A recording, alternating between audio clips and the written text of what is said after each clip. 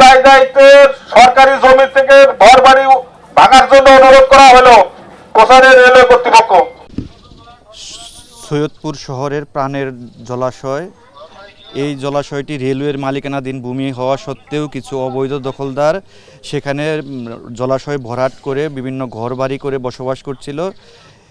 এই নিউজটি পাওয়ার সাথে সাথে এবং মাননীয় প্রধানমন্ত্রীর নির্দেশনা পাওয়ার সাপেক্ষে আমরা আজকে এই জলাশয়কে যে ঘরবাড়িগুলো উড়েছিল সেই ঘরবাড়িগুলোকে উচ্ছেদ করে জলাশয়ে রূপান্তরিত করার জন্য আমাদের যাবতীয় পদক্ষেপ আমরা গ্রহণ করছি। এবং রেলওয়ের যে অবৈধভাবে যারা ভূমি দখল করে আছে সেই সকল অবৈধ দখলদারদের বিরুদ্ধে আমাদের এই অভিযান অব্যাহত থাকবে।